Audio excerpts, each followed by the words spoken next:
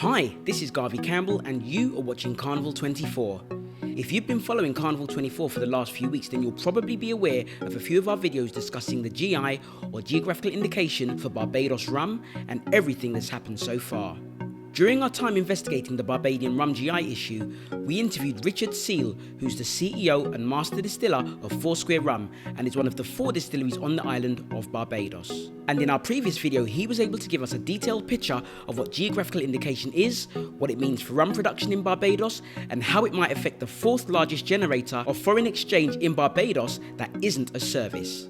In our third part of the interview, we start to break down each of the objections that led to one of the distilleries in Barbados not supporting the proposed geographical indication for rum in Barbados. And as before, if you found these videos valuable and you've learned something by watching them, then leave us a like and leave us a comment basically saying, hell yeah and more please. And we'll get our team to continue their work on the final segment of this interview series. But now without further ado, here is the third part of our interview with Mr. Richard Seal. This is Garvey Campbell, and you are watching Carnival 24.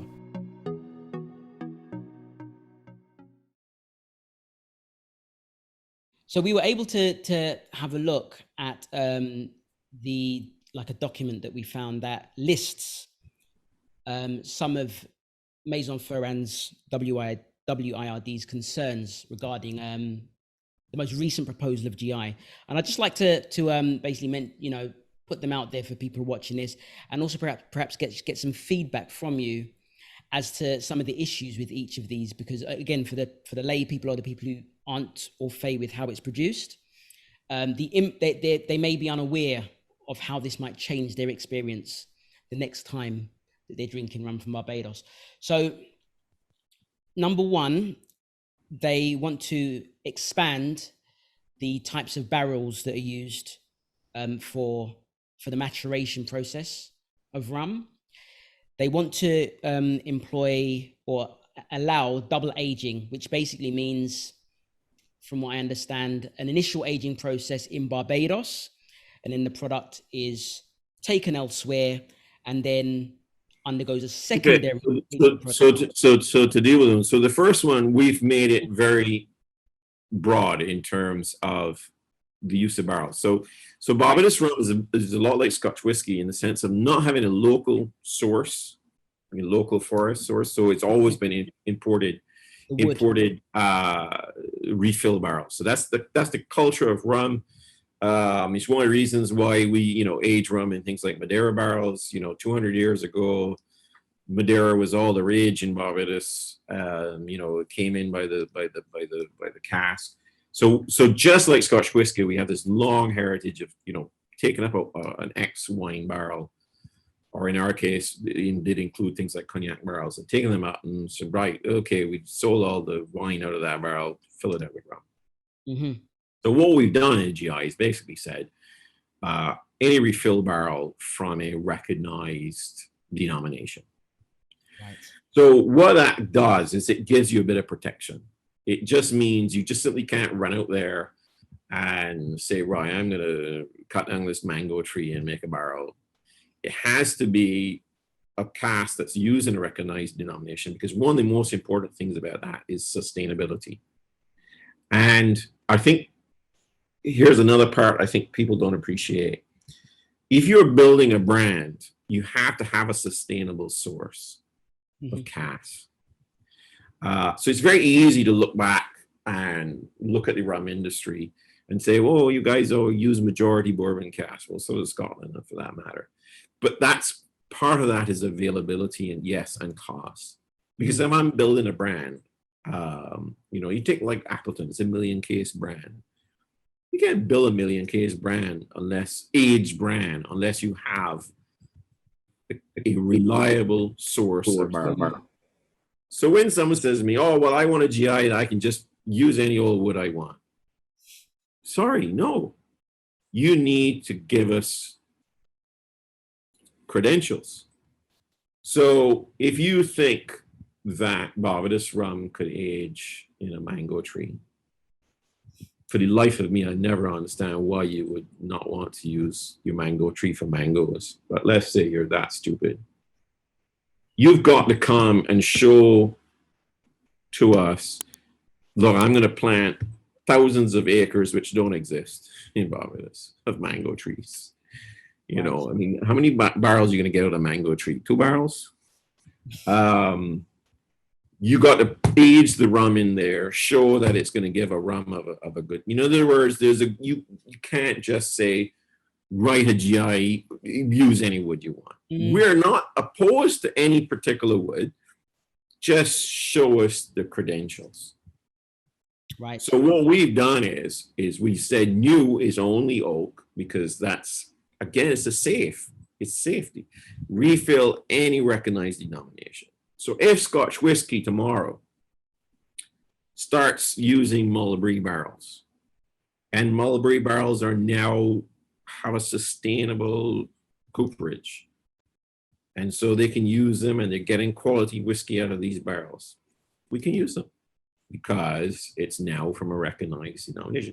What Ferran wants to do is just write any wood, and we're not prepared to do that. Now, the double aging, again, this comes back to what is and what is not a geographically certified rum. We have no problem with anyone. If you believe, I'll give you that barrel example. If you believe that you could take my Barbados rum fresh out the still or aged a couple of years here, and you want to carry it to Martinique, and you think Martinique is the creme de la creme of aging locations, and you think their rum Barbados distillate aged in Martinique is the best ever, no problem. There's nothing to stop you. What you can't do is call it Barbados rum or Martinique rum. Right. Okay. You can call it Caribbean rum, and you can describe on the label and all your advertising and all your literature, you can tell the whole world what you did. I aged it in Barbados, I took it to Martinique, and and tell the whole world why you've done this crazy double aging. Tell the whole world. But you cannot write the words Barbados rum geographically certified. It's not so hard. It's a bit of a slippery slope the moment you start opening those gates. Correct. But also, if you are saying that when I take this rum and I age it somewhere else, it has a significant impact, you are explaining the exact reason why we can't call it Barbados rum anymore. If you said, I take it to France and it doesn't change the rum at all, or I take it to Martinique, or I take it has no impact, then you could say, hey, don't disqualify that from being a Barbados rum, because when I carry this barrel to Kentucky, it has no impact. But they're saying the opposite. They're saying this product becomes distinct when I carry it to this other location. So therefore, by your own argument, it is no longer a Barbados rum. I see. And it brings me to another point, which I think, again, the layman doesn't necessarily understand. GIs are like registered trademarks. They're not laws. So therefore, you could come and make your Barbados rum in whatever way you wanted. You just couldn't use the word Barbados rum if you didn't meet the geographical standard. So there's no prohibition. Now, not to complicate things too much, but Scotland is one example of a country where they not only have a GI, but they prohibit non-Scotch whiskey being made. In other words, you cannot, if you make whiskey in Scotland and you don't follow the Scotch whiskey law, you can't call it whiskey at all. Wow. Okay, I didn't know Yes, that. because they decided they wanted no confusion between Scotch whiskey and whiskey made in Scotland. We haven't done that in Barbados, and we have no intention of doing that in Barbados, because we know that lots of Barbados rum goes into Caribbean rum products, and we're fine with that. We are fine with someone taking a Barbados rum, aging it in Liverpool and whatever. What we have a problem with is that there is going to be this elite, if you like, product that is certified, and that certification has to have meaning. There's no point certifying something and then you say, oh, it's certified Barbados, but it could be aged somewhere else. Yeah. Oh, it's certified Barbados, but it could be bottled somewhere. No, the certification is the highest link. High standard. Yeah. Okay. That I knew about the barrels, but the way you've explained the double aging, actually, I didn't look at it so much like that, but actually that means it's even more important than I thought it was. Some of the other things as well they've got on here. And I didn't even mention actually the part with the value, because of course, don't forget that if the rum leaves Barbados unaged or 1 year or 2 year, and then it's ultimately sold at 8 or 10 or whatever, and bottled, some of your value added has accrued outside. So you're taking a product that's using Barbados's own IP, because this is owned by Barbados, the word Barbados rum. And you're saying some of the value added can be earned outside of Barbados. And that's where we say no. If you use the Barbados rum IP, the economic value must accrue in Barbados. Now, other value will accrue outside, distribution costs, branding, marketing, all of that. But production added value must be in Barbados. Makes perfect sense. So some of the other things here, what have we got? Okay, so this was another one. We kind of mentioned this a little bit earlier. Rum at the moment, you use a little bit of caramel to color it. In Maison Ferrand's response, they want to be able to have the right to add sugar to their product, which is something I believe they already do with cognac. I read in more than one place actually that's one of the things that they do with cognac. That's true. They're looking towards doing that with Barbadian rum, which will, based on what you've said before, for those people who assess the age of the rum by how smooth it is, it may result, or probably will result, in a lot of people mistaking a rum that isn't aged for as long as other Barbadian rums. It's also not something that's a Barbados indigenous brand tradition. So when you think of the brands, I mean, my family has been associated. I mean, we do most of the brands in Barbados, and of course we've done many over the years, and we never use sugar in any of them. And I can even go back to the days when people did used to do nefarious additions of prune wine and glycerin and all kind of. Sugar was never part of it.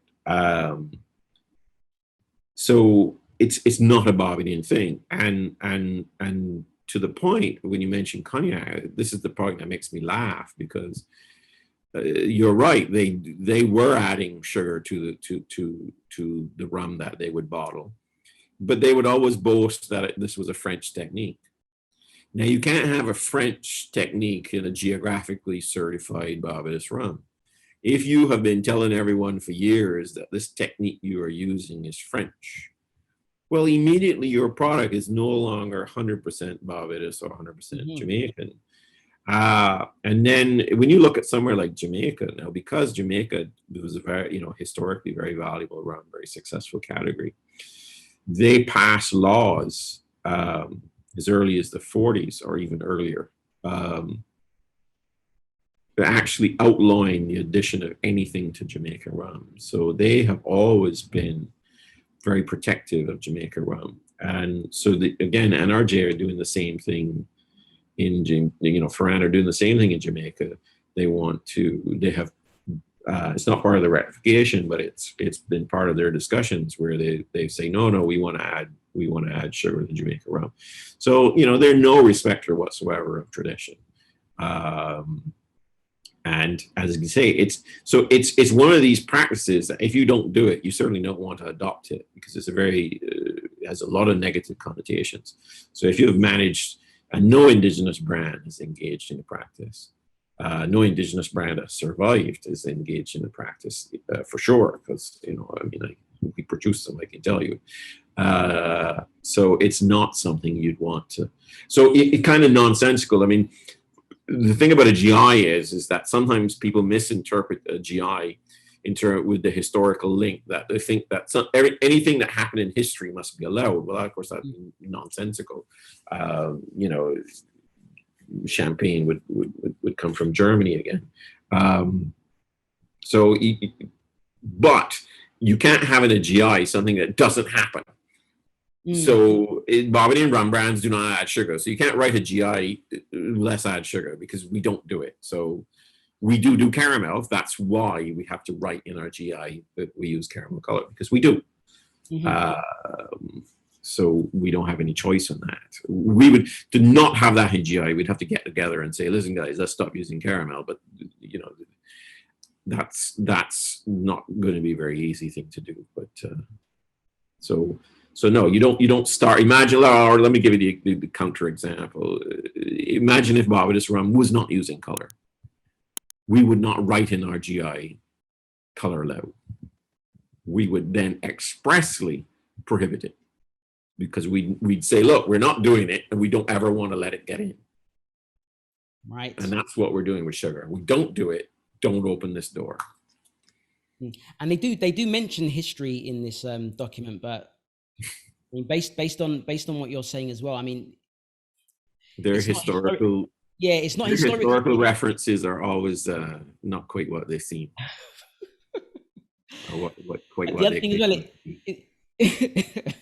it's not a historical indication, though; it's a geographical indication. So, yes, this is what I'm saying. The people with a GI, the way I write it to be precise is, a historical practice is a necessary but not a sufficient condition to include in the GI. Right. So merely because something happened doesn't mean it goes in the GI. However, what goes in the GI must be things that are done. They must be practices of existing producers.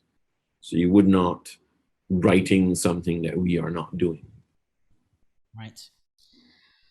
Okay, so the next one was another interesting one.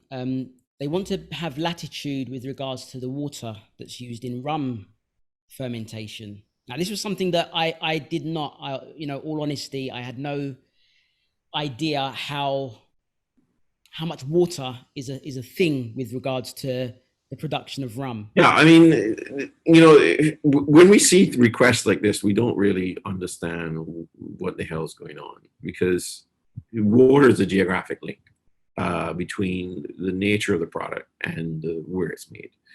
Why on earth would you remove that? I do not know. It's not a particularly onerous requirement. Make a Barbados rum in Barbados and Barbados water. We think the request is absolutely ridiculous. Again, there's no historical record of it whatsoever. And it wouldn't be. And the reason, you know, it shows a complete ignorance of Barbados sort of history, because one of the things about Barbados is that, you know, we plentiful supply of high quality water because we're a limestone island. Now today we are described as water scarce because, of course, we are a very densely populated island. But in terms of, you know, our history, fresh water was not a difficult thing in Barbados. And so Barbadians growing up, you know, Barbadians are very proud of their water. We're very proud that our water tastes good. We're very proud that our water is better than our volcanic island neighbors. So, you know, when you're writing a geographical indication for more or less any product from Barbados, one of the first things you're going to think of is Barbados water. Because we have a famous history with water and quality water. I mean, when you look at somewhere like, you know, 𝐷𝐸𝐺, I mean, they've been using that well for longer than anyone even knows. I mean, yes. Because and that's where, when you look at sort of all the best estates, most of them were where they were, and then the eventual consolidation into central factories were where they were because of water. Foursquare is on one of the best water sources in the entire island. That's not a coincidence. Right.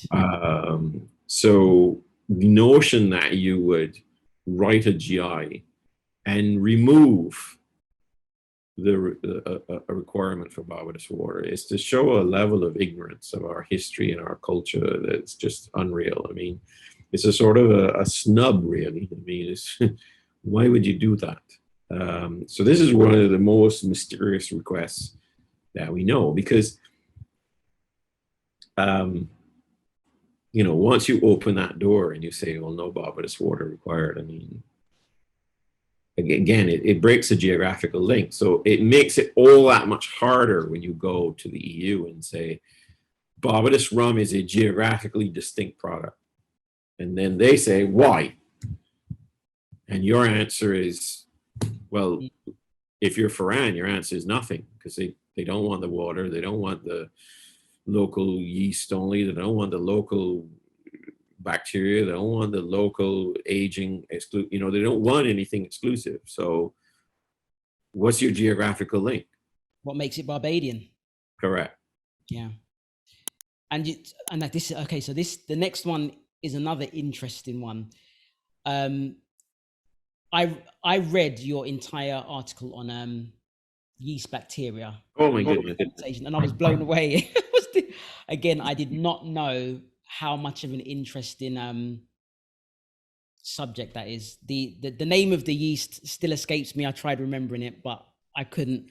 But the amount of work that went into, and time and effort, and the whole process of getting to this point where you use a specific type of yeast in the rum, that's something that, again, lay people like me just would not know, wouldn't appreciate. But again, the inside Maison Ferran's response, that's another thing that they want to, it seems like, expand the types of yeast that they can use within the fermentation process. Yeah, so there's definitely some misdirection there, to sort of be kind. So understand how rum was made for most of its history. No yeast was ever added. So late 19th century is a tremendous amount of work on yeast, isolating yeast strains. The big beneficiary, immediate beneficiary is brewing. Brewing lends itself well to selecting different yeast strains because it's done sterile, so you can literally make sure your beer is produced by this single strain, and you can remove bacterial contamination, and so they were sort of early beneficiaries. But most spirits today now are made not with natural fermentation methods, but with the adding of a commercially produced or maybe internally produced, but a cultured yeast. So in other words, where you grow the yeast and you have a yeast inoculation that you add. And there's some great benefits to this. Efficiency and predictability. So efficiency, for one, you add tremendous more yeast than you would natural yeast, and of course when you add them, you've grown them in a medium, or you propagated them in a medium, so they're all ready to get cracking on making alcohol immediately. And so you can have an added yeast fermentation 48 hours versus a natural fermentation of 2 weeks. All right, okay. And you can have a scenario where, of course, you also get this predictability, which is very important if you're trying to, make a consistent brand of rum. So you have this, so when you add this yeast, it's a particular, not just a particular species, but a particular strain of the species. So, you and I are the same species, but we're two different strains. Just to understand the concept between strain and species. And so with yeast, they clone. So it's like if they add a million of me or a million of you, So what happens then is you get a predictability in the flavor being produced. So added yeast is like the de facto norm of spirits making today, wines, beers, whatever. And 99% of them are a specific species, multiple strains, but specific species of yeast, which is a very, very efficient yeast at making alcohol.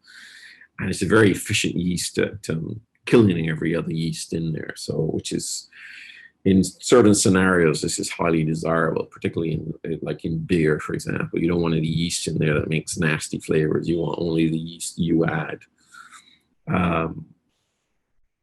So what happened is you still have in some parts of the rum making world, notably Jamaica, we're still 100% natural fermentation.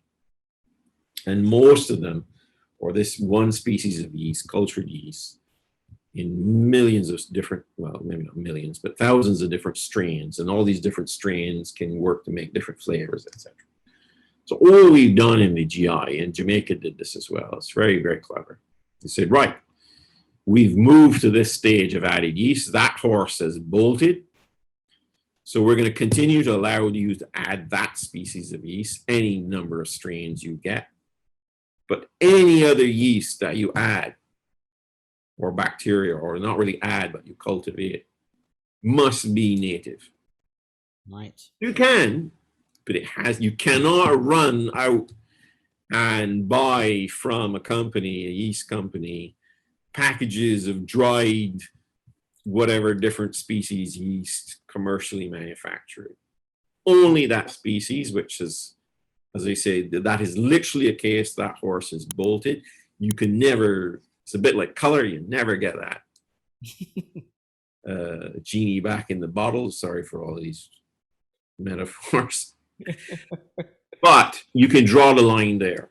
And it's very important because when you think of the rums made by natural fermentation, one of the ways to destroy that tradition would be to allow sort of a synthetic version of those rums to be made by basically adding all these cultured yeasts and these cultured bacteria and basically producing these sort of natural flavors in a very artificial or a very, and you know, as I say, no one in Jamaica has done that because we just continue to make our practices. But there's a time when things get valuable and special, you have to draw a line and protect them.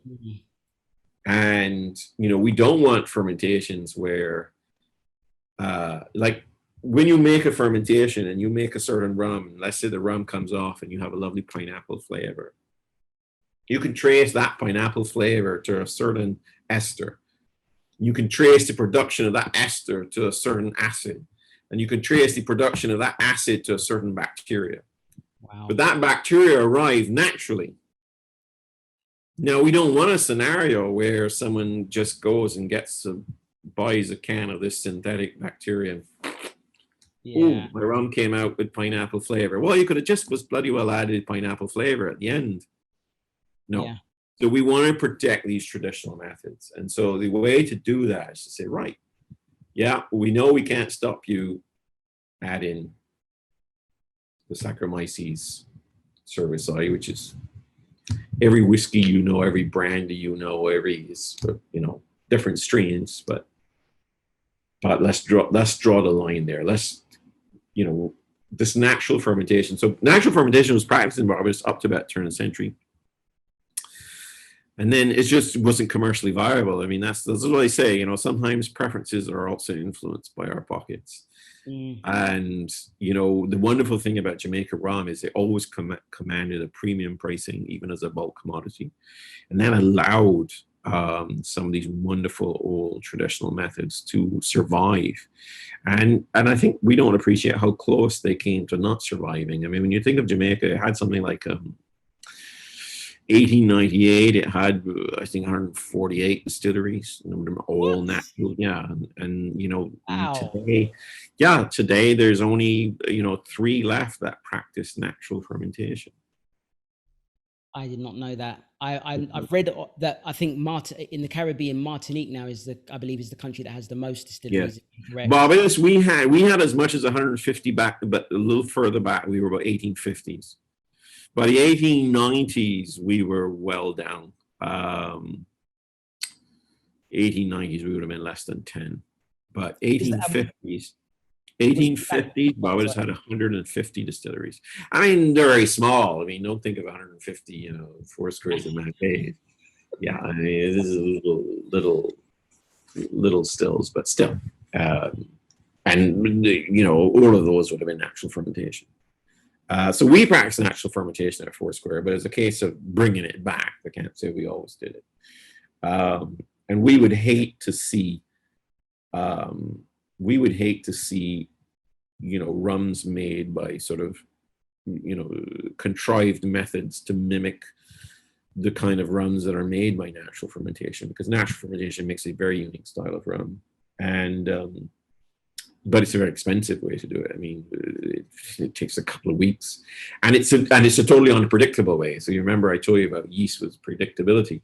So again, if you can add a certain bacteria, you will get predictability. Whereas I'm totally at the mercy of whatever arrives in that sugar cane. And it's fascinating. I mean,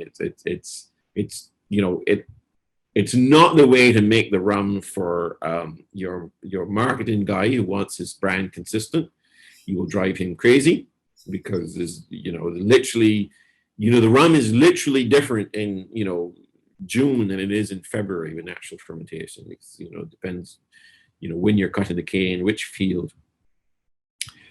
And it's not very appealing to your accountant as well, because the yields, you can get some brilliant yields one month and some shit yields the next month.